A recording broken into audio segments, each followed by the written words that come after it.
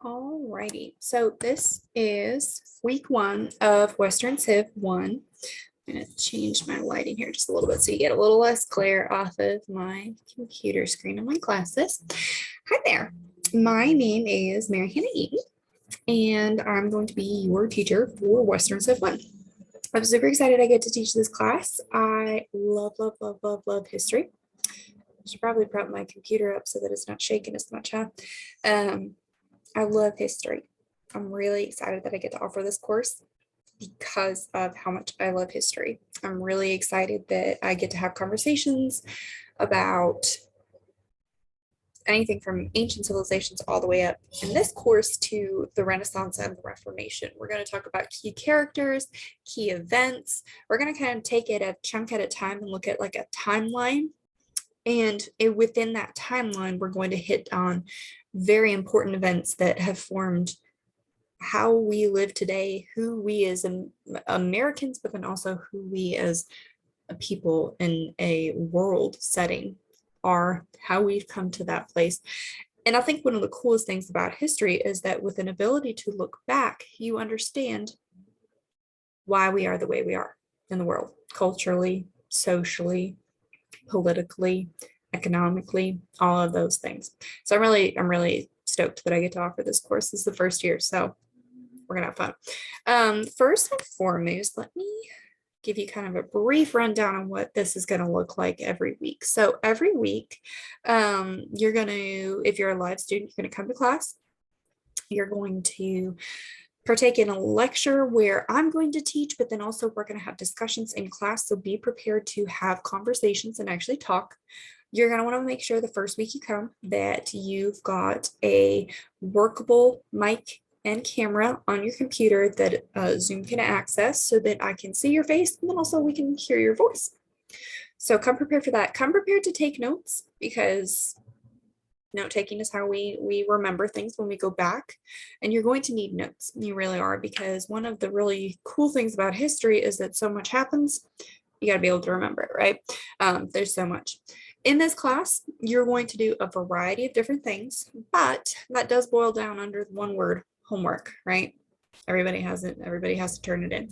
Homework's due weekly if you're a live student. If you're a recorded student, it's all due at the end of the semester. But I would recommend that you probably go ahead and get started and try to keep up as much as possible so that you're not the person that is trying to finish 15 assignments in one evening before the deadline. Why do I say this? Because that's been me before as a recorded student. Personal experience, it shot me in the foot. So I would recommend you not do it. Things you're going to need for this course. I'm going to show you a PowerPoint here in a second, and we're going to kind of cover some things, but make sure you've got paper, pen, come prepared to ask questions, right? Come prepared to learn.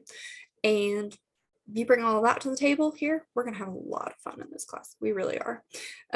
So with that having been said, I'm going to share my screen here. Let's see if I can pull this up. Yep, there we go. All right. So I just recently had to actually change this because I just recently got married. So big change there. Last name's not the same anymore, and I still catch myself using the wrong last name. So if you hear me use one and then use another in a minute, that's why. But my name is Mrs. Eaton.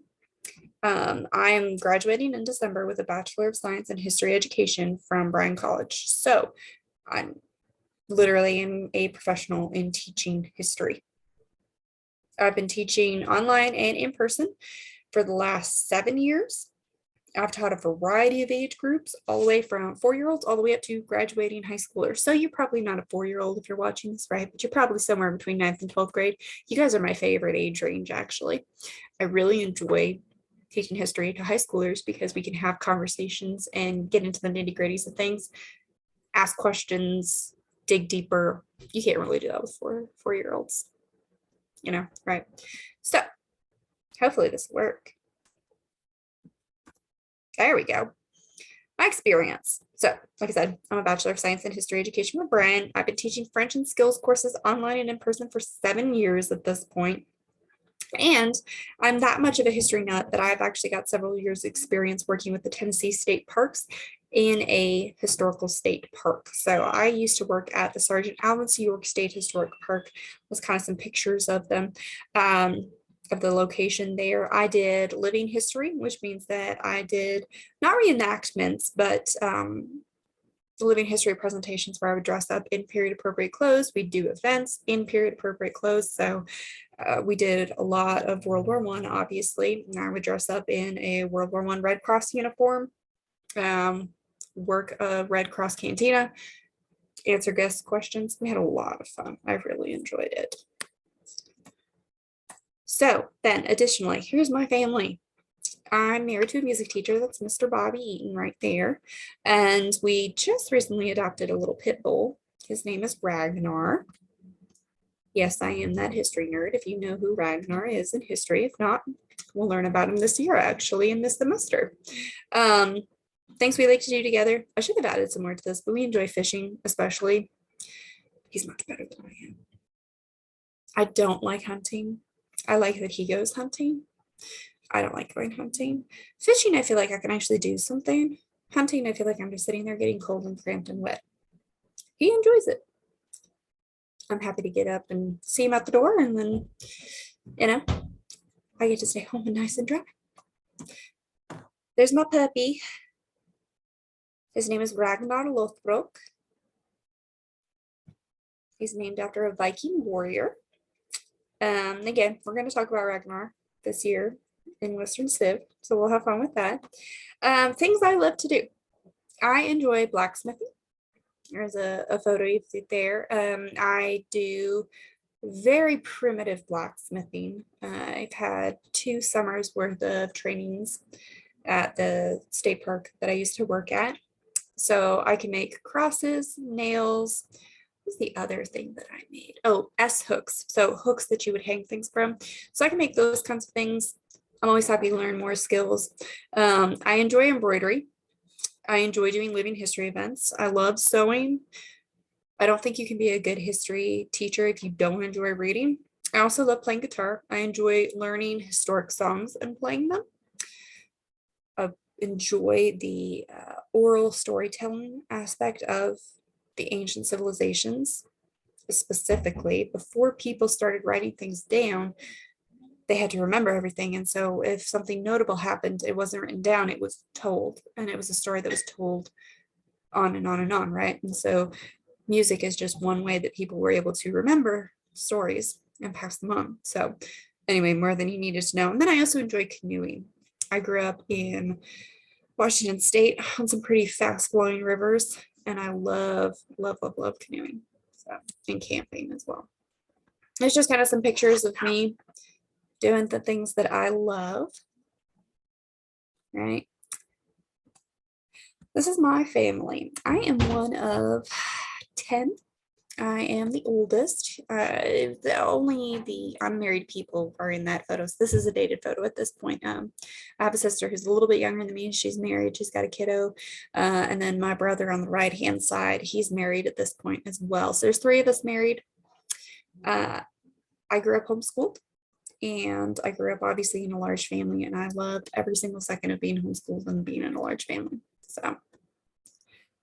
All right, so if we were doing a live class, I would ask you guys this kind of stuff today, but I am just straight up doing a recording. So I may hit this particular slide first time that we are live. So we'll save that for another day.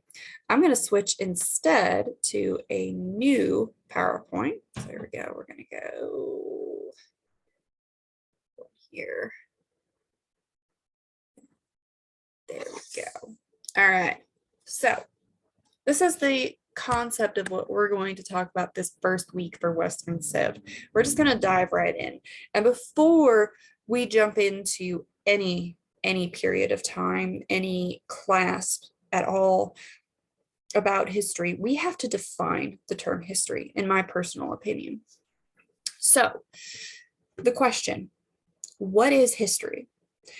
I'd actually like you to pause and think about that for a second, because I think a lot of times we get so used to using a word that we don't really think about what it means. And then if somebody asks us to define it, it really makes us think about what that actually is. if somebody were to ask me what is a chair, it's like, it's just a chair, right? What is history? Oh, and I'll just let you know, I'm always drinking tea, always. So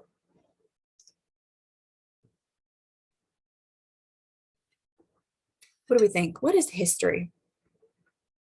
There's a lot of ways you can define this word. I'm going to use two definitions in this class on a regular basis. All right. This is based off of my professional level studies and research projects. My definition of history is that it is the study of the past and how we interact with it. Okay. It's the study of the past, but then also it's more than just studying the past. It's how we interact with the past. It's what we do with the past. Do we take the ideas that we're seeing and learn from them? Do we repeat the errors that were made? Do we see the errors and make recommendations for a wiser course of action? What does history tell us about who we are, etc.? So history is the study of the past and how we interact with it. Additionally, this is kind of one of the more recent definitions I've come up with, actually. History is the stories of people who are amazing or terrible enough to be remembered. History, as we define it usually in the classroom, is the study of people who lived long ago. And we pick a handful of people to highlight. We pick a handful of events. And that handful of events, usually, again, handful of people are in those events. We remember them because they did something that is worth remembering, that changed the course of life as we know it. Sorry, I've got a cold and I'm like trying not to. This is why classes were recorded this week. But the stories of people who are amazing or terrible enough to be remembered, right? We really only remember the people that were worth writing down about, right? You and I, do we stand a chance of being remembered in history 50, 60, 200 years from now? Odds are probably not by name. Probably not by name. But we will be remembered when key events happened, and historians are able to look at the general results of that. The general results of the recession of 2008, which I don't know if most of you can even remember that, is that a lot of people lost their jobs. But who are those people, right? Who were those people? We use the word people. That's a lot of human beings. We are those lots of human beings. So will we be remembered by name? I don't know. It's possible, right? Depends on what you do in life. But typically, history is the stories of people who are amazing or terrible enough to be remembered. And then we can do some more digging into other people's lives. It's always really cool to me when we're able to, as historians, dig deeper into a topic and find names of people that aren't really remembered, but they're there. It makes me very excited. But that's typically how it rolls, right? So I get this one a lot. I have a lot of people that think that history is really boring. And I think part of that is just the way we deal with it as Americans. We just kind of are like, yay, these things happen, let's move on. Bigger picture, history is really important. But let me prove it to you, right? This is one of my favorite quotes ever. It's by George Santayana. Those who don't know history are destined to repeat it. I love it so much. And I actually go over here, get my military cap that I wear. I have a pin on this that says historians against history repeating itself. If you don't know history, you're actually not very well equipped for life. It is my argument, because history does repeat itself. And the reason for that is people really haven't changed. People haven't changed. We are still the same beings that were created in the image of God at the beginning of history as we are today. We still are. We were created in God's image. We are fallen individuals. We have proclivities. We have things we like, things we don't like. And if you look in the book of Ecclesiastes, it says there's nothing new under the sun. There's not. There's nothing new under the sun. People are always people. That's why we have the study of philosophy. We have the study of sociology. We look at how people interact with other people, how they interact with their brains. And the reason we have those studies is because people act in the same ways, right? So those who don't know history are destined to repeat it. We can learn from history and we can learn to make wise choices. Additionally, I get this question: why does history matter for the Christian? And it is my personal argument that actually history is even more important if you're a Christian to understand. Again, those who do not know history are destined to repeat it. But additionally, if you know history and know that history does repeat itself, then you can be well equipped for the days of tomorrow, right? And as Christians, we are called to be gentle as doves, but shrewd as serpents, right? So why does history matter for the Christian? First and foremost, I think it's really important to remember the stories of those who have gone before in the faith. We're going to talk a lot about a lot of characters in history who weren't Christian, but I am in this course going to make sure that we highlight those who were, because I think they're worth remembering. It's comforting to me to look back in history and say, the issues that we have in America today, perhaps as Christians, or the issues that we see happening in Asia still for Christians, it's nothing new. And we see that we have always come through, right? So the stories of those who have gone before, they're worth remembering. Second of all, making wise choices for your future, right? Gentle as doves, shrewd as serpents. I cannot remember where Jesus says that in the Gospels, but it's in there. Gentle as doves, right? Shrewd as serpents. Be wise. There's a lot of Bible verses talking about why wisdom is so important to hold on to. And as Christians, we have the added bonus, if you will, of the Holy Spirit guiding us. But it is my firm belief that you do need to make sure you have tools in your toolbox that the Holy Spirit can use to lead you. Now, I don't know what's going to happen in this moment. The Holy Spirit can say, hey, well, you remember in history when XYZ. So this is probably the most likely action that's going to happen. I feel like I was very well prepared for the whole Ukraine thing when it happened. It was not a shock to me. It really wasn't, because I'm a history major and I had a lot of people who were very, very concerned.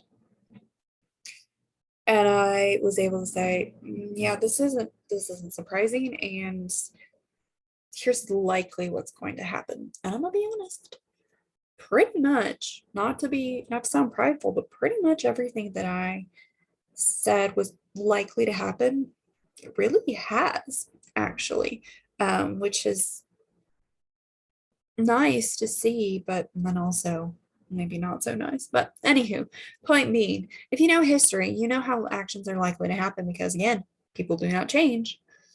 You can make wise choices for your future. And I think also it's just comforting, but then also just awe-inspiring to see the story that God is creating with human beings. We are created in his image. He loves us dearly, and he allows us to have free will. But that does not mean that he has a hands-off approach to our story at all. I don't think he's in there moving pieces around, people around like they're pieces of a chess game. But we can see how God uses history to further glorify himself. And so I think that that is actually one of the most important reasons that it's important to know history as a Christian. And we're going to dig into all of that in this course. So with that having been said, welcome to Western Civ 1. We are going to go from creation all the way to the Reformation, and we're going to cover everything we possibly can in between in about 16 weeks. That sounds right. 16 weeks. Yeah. So it's going to be a wild ride. It's going to be a bumpy ride at times. We're going to cover a lot in a very little amount of time. We are not going to have time to hit everything with as much time devoted to it as perhaps you would like. And so if that's the case, no worries. I am purposely trying to create this course to be as open for your own exploration as possible. All right. It's one of the things that I loved about being homeschooled through high school was the ability to explore history. So keep that in mind as we go forward. Things you need to know. All right, terms to remember as you're going through history. There's going to be a lot of terms we're going to come across, but these are the two right off the bat that you need to know. BC and AD, you've seen them before, or rather, really after dates, right? What do these mean? BC means before Christ. Okay. History has been broken up into two chunks based on before Christ was born and after Christ was born. Now, in the current secular world, you are not going to see BC and AD used anymore. You're just not. You're going to see BCE and you're going to see CE. And so what those mean is before the Common Era and then Common Era. That's the difference between, basically, they take the same two, they divide it up, and they say, instead of this being before Christ, this is before the Common Era where we're moving towards modernity. And instead of being after Christ's birth and death, this is going to be, the Common Era where we're moving towards modernity. They haven't changed or moved the dates really, but they're trying to take the Christ out of it. Okay. So you're going to see those in most textbooks, history books, etc. today, but these are the two that I like to use because I am a Christian. And so BC is before Christ's birth. It's not an accurate date, of course. We don't know exactly when Christ was born, but this is based off of literally thousands of years of history have all been based around these for the longest time, for thousands of years. So we're not going to dilly-dally with that. Christ was probably actually more born about 27 AD instead of 0 BC, right? And then AD, Anno Domini. It's Latin. It means in the year of our Lord. And so this is going to be post-death and resurrection. All right. And the point is that basically, this is before Christ came to reign. This is after he was born. This is after he's died and been resurrected and is now, in his place next to the Lord. Right. So I'm going to use those. Other things to remember. People are fallen and people haven't changed. You've heard me say that a couple of times. I teach my skills students that if a teacher repeats something, that often means that it's a very important concept to remember. So these are the two things you need to remember and will help you interact with history well. People are fallen. If you're a Christian, you have to believe that people innately have a sinful nature. And that is going to determine how they behave. It always will. And so history is the story of how people are fallen. But then also, I should have added this honestly, but also with that fallenness, we see God's grace. People are always sinful, right? We can't stop being sinful until the Lord comes back again, but God is always gracious and God is always righteous, which means that sometimes he allows bad things to happen, right? And then additionally, people have not changed. People have not changed. People are still the same. We may not wear Roman robes and ride horses everywhere anymore. We may no longer be in the Middle Ages with a king in America, but we are still the same. We have the same problems, we have the same issues, we have the same tendencies, we have the same personality types all over, right? Those are two things to remember when we interact with history. It's how you're able to take your study of history from, yay, these are a bunch of dead guys, to how might I have made choices like this? What kind of actions would I have done? And instead of looking back and going, well, that was dumb, you can go, well, hindsight is 2020. How might I have acted? And it starts to help you think a little more deeply about history. Okay, so in Western Civ 1, we're going to cover 3 eras. We're going to cover the Age of Ancient Empires, we're going to cover the Middle Ages, and we're going to cover the Renaissance and Reformation. We're going to stop at the Reformation. Reformation starts in 1527. That sounds right off the top of my head. So we're going to start from literally creation, which is going to be, you hear two sides in the Christian world, either 6,000 or 10,000 BC. I'm going to hedge my bets and say 6,000, but we really don't have any kind of real solid evidence for anything, any kind of cultures until about 3,000 BC-ish. So maybe a little, let's call it 4,000. So those first 2,000 years are a little sketch.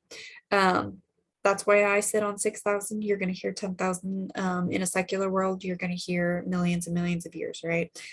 So we're not going to go there. We're not going to talk millions and millions of years. We're going to talk Age of Ancient Empires. We're going to start with creation and work our way up until the Visigoths sack Rome. That is the kickoff for the Middle Ages. Okay. And so this is after Rome up until the Renaissance and its reforming qualities and the Enlightenment. So you have Renaissance and Enlightenment happening where people are rethinking how people are supposed to interact with each other. And so that's going to be the Renaissance and Reformation, which looks like I didn't put any information on that, but that's going to be, like I said, rethinking philosophy, rethinking the arts, and then also going to be the Reformation of the Catholic Church, which is going to equal one of the most major splits within the Christian denominations ever, almost. You've got two, right? You've got the Great Schism, and then you've got the Reformation. So that is where we will stop. And then if you take my class Western Civ next semester, we're going to pick up with the Reformation and we're going to run as far as we can into present day. So notable characters we're going to talk about. I like to put this in here because again, faces. These are people. These were real people. And sadly, of course, I think that's easier to do in Western Civ 2 because we actually have pictures of people. These days, obviously, cameras are invented. Back then, cameras weren't. So notable characters, people like Caesar Augustus, Justinian I, William I. That is a picture of Henry V, but that's actually one of the best renditions of a William Shakespeare play. It's Henry V. He writes a play about Henry V and the 100 Years' War. BBC does a live version of it. It's fantastic. I highly recommend it. So notable characters, these were real people. We look at photos of them, or rather we look at photos of paintings of their faces or marble busts of them or, mosaics. These were real people. They did things in their life. They were no different than us. They just lived in a different time. They made the same kind of choices we would have made, right? Major events along the way. I'm not going to make you sit here while I read all of these, but we're going to cover a lot of history. 1517. I was 10 years off. Look at that.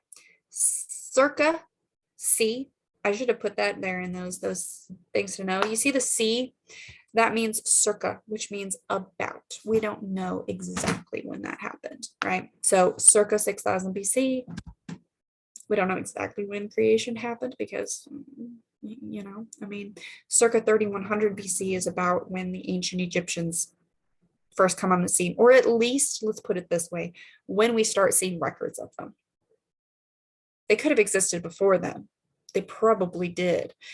The Indus River Valley civilization, same kind of concept. Japanese and Chinese civilizations, again, but we are not going to really have records of them. Okay, so circa 3100 BC, circa 1894 BC is when the Babylonian Empire comes along. You have the Israeli kingdom who is sacked, burned, broken up, right? On through to 1517 AD, which is when Martin Luther posts the 95 Theses on the door of the church in Wittenberg, Germany. Okay. So we're going to cover all this cool stuff. Things you're going to need to make sure you do. Kind of already covered that, but here's what you're going to be doing in this class. You're going to be reading primary documents. You do not have to buy textbooks. You do not. I'm going to provide you with the primary documents. I'm also going to provide you with other resources if you want to dig further. If you don't want to dig further, you just want to do the bare minimum, read the documents and move on, totally fine. If you want more information, I'm going to post stuff for you. If you find that you are absolutely fascinated with a concept, or rather a topic, a subject, an era, a person, let me know. I've got so many resources and I can help you find more if you want to dig deeper. That is fully acceptable. I want you to do that. I want you to like history. I don't want you to be like, I have to take this class. I want you to walk away liking history. You're going to be doing some writing responses. By that, I mean that sometimes you're going to write me up kind of what you're thinking about the historical era at the time. You might have a paper to your culminating end of semester project for the end of this class is actually going to be a really fun one. You're going to come up with your own ideal civilization based on what you've learned. We'll give you more details about that, but that's going to be a writing project, obviously. If writing is not your strong point and you would prefer to do like an audio piece for that final project, or an art piece, or like a map of your civilization with like bullet points, we can talk, because the next thing is you're going to be thinking outside the box. It is my goal that you're going to love history. It is my goal that you're not going to see history the same again. There you go. There's my 2 goals. This is what I'm here for. And then of course you're going to want to take notes. So come prepared. I have PowerPoints that I post every week, but that is not sufficient. Trust me. You're going to be reading primary documents. I would take notes off the primary documents. I would take notes off of any of the other stuff you're going to be reading. I don't really like doing tests. I don't like doing paper tests. I don't like doing online tests. Trust me when I say, though, I can tell how you're doing based on how well you're able to have conversations about the pieces that we're reading, how well you're able to engage with the characters we're talking about, how well you're doing in other homework pieces. And unfortunately, yes, we're probably going to have 1 or 2 tests anyhow. So, you know, notes are good things. Because I got to give you grades, because we have to give you a grade for this course, right? So take notes. It'll go better for you if you do. That's about it. That's all I have to share with you, actually. So that PowerPoint is going to be posted. Actually, it's already posted in Western Civ 1 and Google Classroom. There's another video that's posted that says, "Welcome to MH Teaches Online." Watch that as well. Make sure that you know how to use Google Classroom. Make sure you know how to use Zoom. If you have any questions, shoot me an email. You should have already gotten an email from me stating, you know, hey, welcome to classes with me. You should have my email address at this point. Then if you have questions, send me an email. I will be happy to help you. But make sure you watch that, because that's going to show you how to work Google Classroom, specifically like turning in assignments, how to view assignments, that kind of thing, how to view your grades, all of that good stuff. So, and with that, I'm going to quit talking, and you guys can get started on the very first week of Western Civ. I'm so excited. Check out your homework, and I will see you all next week.